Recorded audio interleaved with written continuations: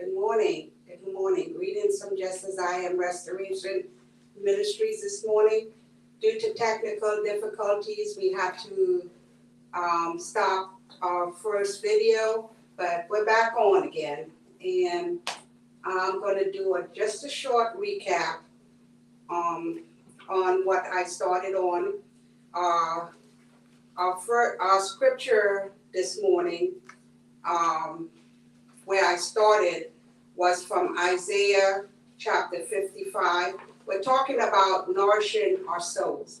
And we spoke about our soul consists of, it's made up of our mind, our will, and emotion.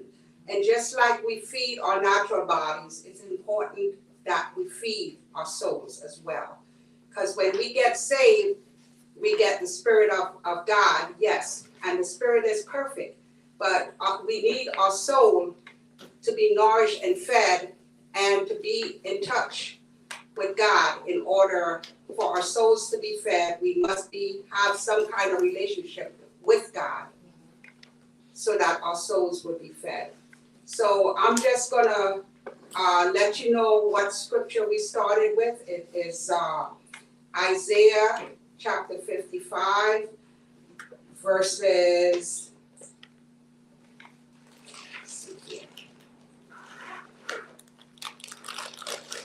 Let's start at verse 1. No, sorry, it's not verse 1. It is verse 1? Okay. Thank you. Okay, let's look at Isaiah 55 real quick, because it's important that you know this one. I hope you have pens and notebooks this morning, paper, because I want you to jot these scriptures down as I go through it, because it's important that you go over it again as a reminder to look at it yourself.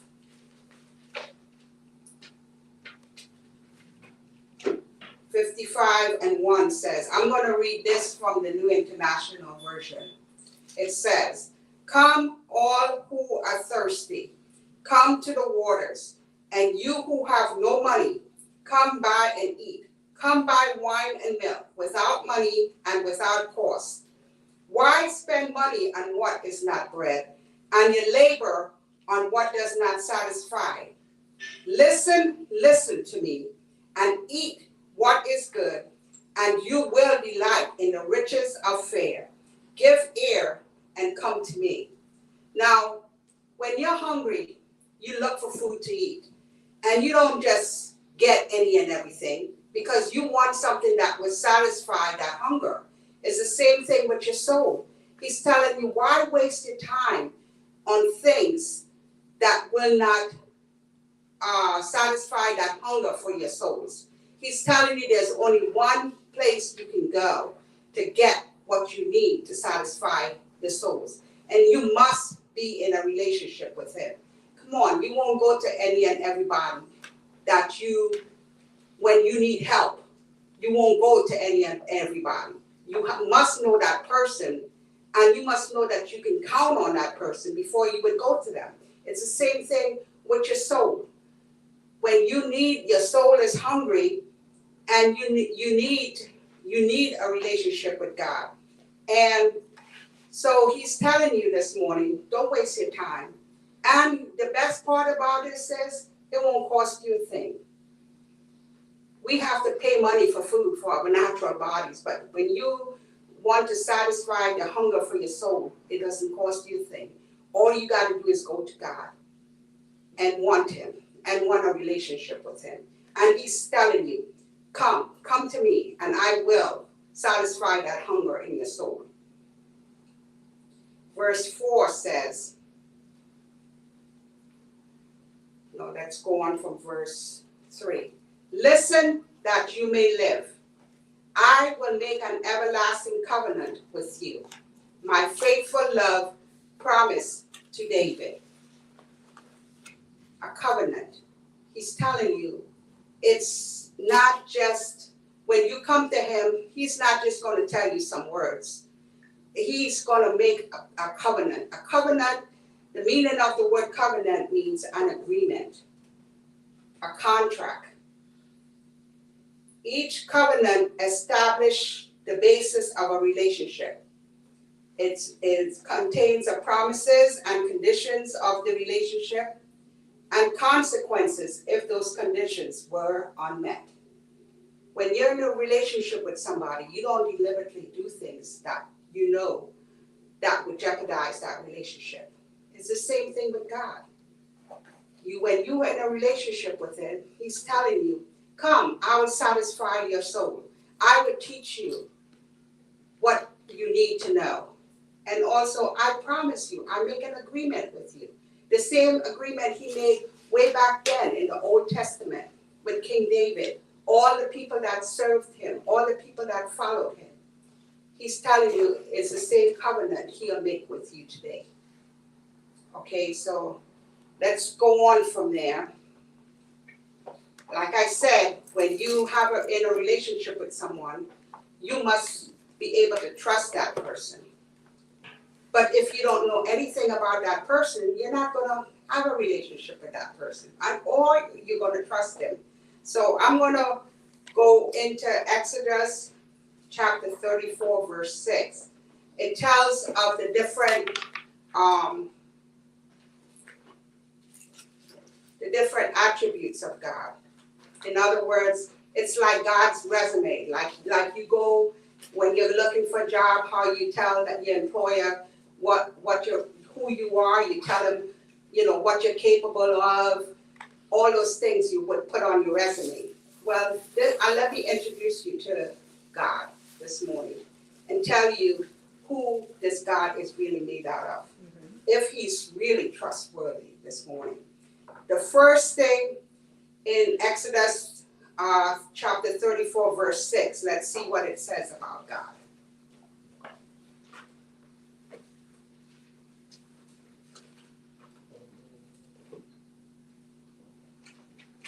You're going to hear God's resume this morning. And you decide if he's trustworthy. 34 verse 6 says, I'm going to read that from the King James Version. And the Lord passed by before him and proclaimed, the Lord, merciful and gracious, long-suffering and abundant in goodness and truth. Let's break it down a little bit here. Let's start with the first one, merciful. What does it mean when he says he's merciful?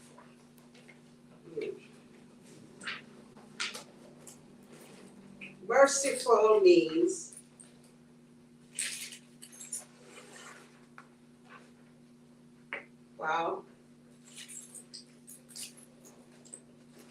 let's see what mercy means first. Mercy is an act of withholding deserved punishment and compassionate love for the weak. So, in other words, merciful is some form of compassion. Let's face it. There's not much of that around lately.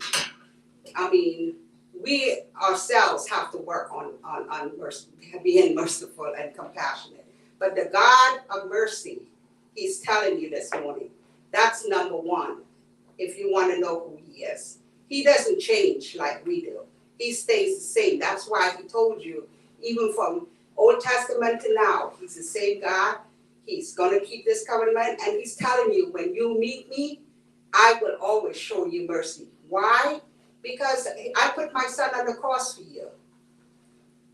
And so he's telling you this morning that one of his attributes is he's merciful and he has compassion.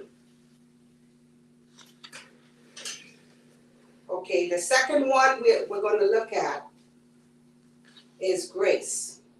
Gracious. Gracious. Let's look at what the word gracious means. It means to extend kindness or to show delight towards someone who may not be deserving of that treatment. Come on. where you at today? Do you really feel you deserve the best of everything? Do you feel that you deserve it? You really need some kindness, or you really need, come on, we all look for that love and improvement of others, especially the ones close to us. But God's telling you this morning, if you come and be in a relationship with me, He will always be kind to you. He delights in you. That means He just loves you. I mean, there's nothing you do would change Him from delighting in you. He wouldn't have put Jesus on the cross if He didn't care to have a relationship with you. That was the whole purpose, because sin was separating us from Him. So He wanted us to have a relationship with Him. This is not about religion, folks. This is about relationship. And He's telling you this morning that in order for you to have your soul nourished, just like you go to the grocery store or you go to wherever you need to go to feed your hungry bodies, He's telling you your soul needs that. So He's telling you, come to me and I will be very gracious. That's the second one. 3, He's long-suffering. Let's see what the word long-suffering means. It means long-tempered, or patient, or slow to wrath. Come on now. Especially the ones that are closest to us.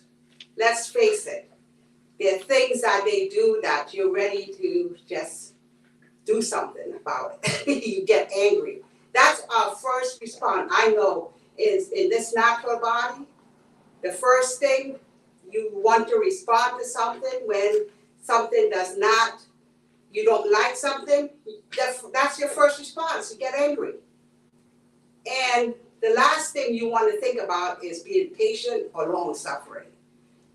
So God's telling you, He does not change. He will, if you come to Him, He'll be patient with you. He'll be patient and long-suffering. He won't be that quick to get angry. See, God, back in the Old Testament, if you notice, He did not play. When you messed up with Him, you didn't exist no more. But thank God for His Son, Jesus. You can go to Him now and say, God, I'm sorry. And He'll put you right back in right standing with Him in this relationship. So He's telling you this morning, that's His third thing He is, long-suffering. So if you feel like you messed up this morning, come back. Come back to God. Tell Him you're sorry. And everything be okay, because He loves you that much.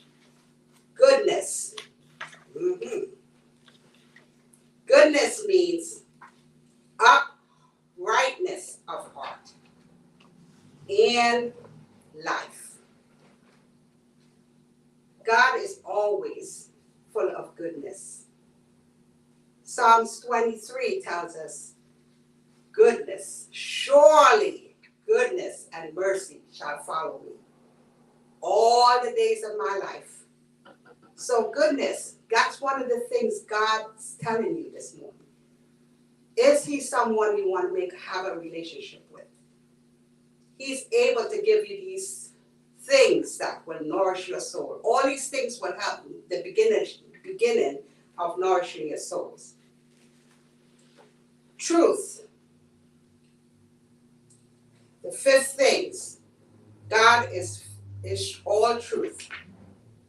Meaning that He is the body of real things, events and facts, spiritual reality. He doesn't change from that. When He tells you, look, this is the way it is, He doesn't come around the next day, maybe you did something like, you know how we do when someone offends us, then you question, well, that's it. I don't feel the same way about you now. So you're ready to get back, get even. God's not like that. He is all truth. When he say this is the way it is, he doesn't stray from that. So know that he's all truth. There is no lie in him. So these are the 5 things I want you to remember about God. He's merciful, compassionate. In other words, he's compassionate, he's gracious, he's long-suffering, he's full of goodness, and he's all truth. Now, I want you to think about that and think about if this is the God you want to go to when you need some help, especially nourishing your souls. Because you could feed your body all this day long, but your soul is not going to be nourished. So, in other words, let's go on down here. I'm reading from the book Starved. Like I said, I introduced you to this book called Starved. It's all about nourishing your souls. And it says here, further down where it says, empathy plus action equals compassion. What page are you on? Page 13. Page 13. Empathy plus action equals compassion. We said God was compassionate. That was his first thing. So let's see what the word empathy means. It means the ability to sense other people's emotions, coupled with the ability to imagine what someone else might be thinking or feeling. We see people every day that are hurting. But God is full of empathy. He knows, he sees it. And because there's so much hurt in the world doesn't mean that God still doesn't exist. It doesn't mean that he doesn't address those things. When you come in relationship with him, he will take care of you those times. But you have to be in relationship with him. And don't think God is closing his eyes to your hurt and your pain this morning. He is full of empathy. And as we live amongst each other, we must have some kind of empathy or compassion because the world is full of hurt and pain.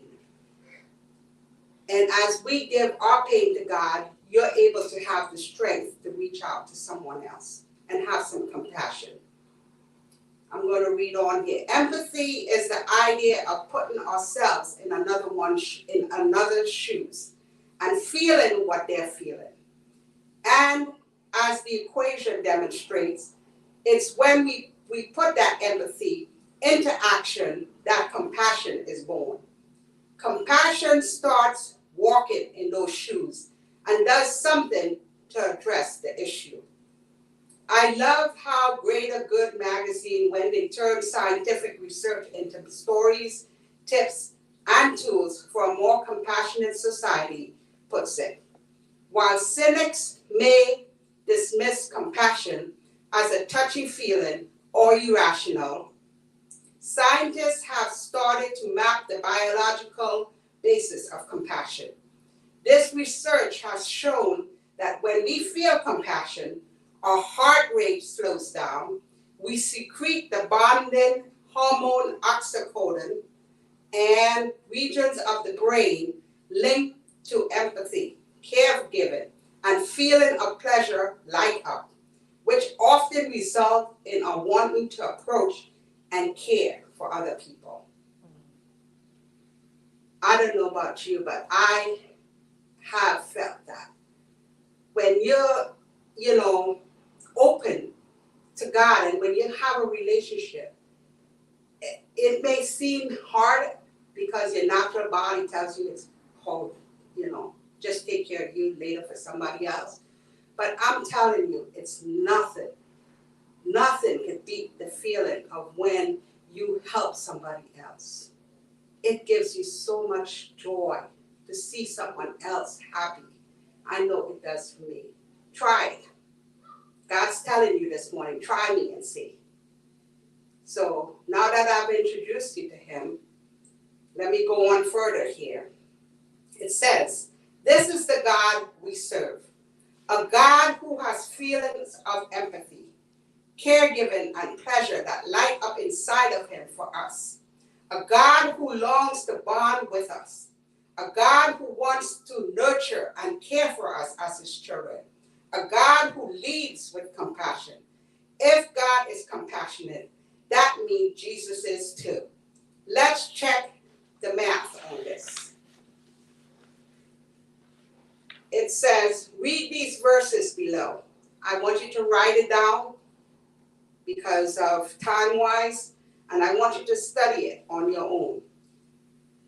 As you study these verses, I want you to underline the word compassion. Then circle the way you see Jesus showing compassion in action. My first scripture is Matthew chapter 20, verse 34.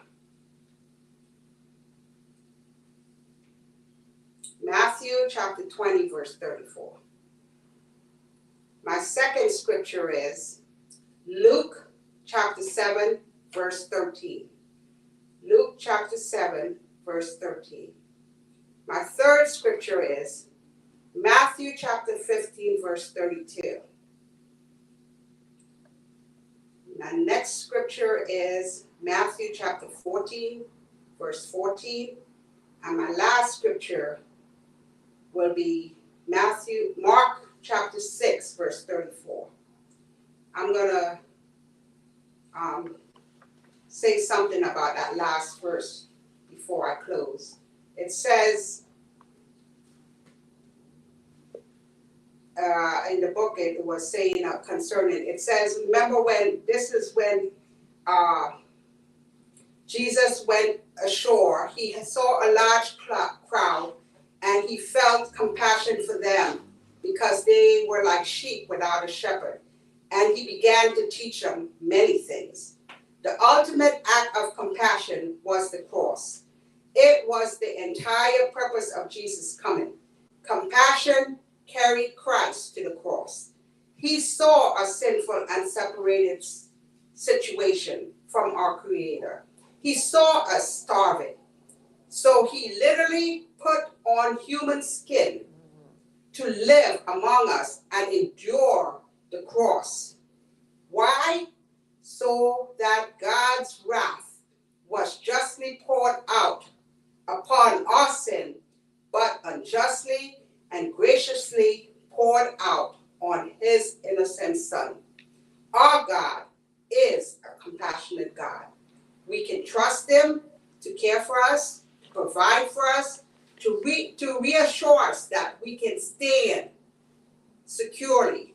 We can trust that God sees us and is moving around us, that he will not leave us alone, but will be with us in our silence.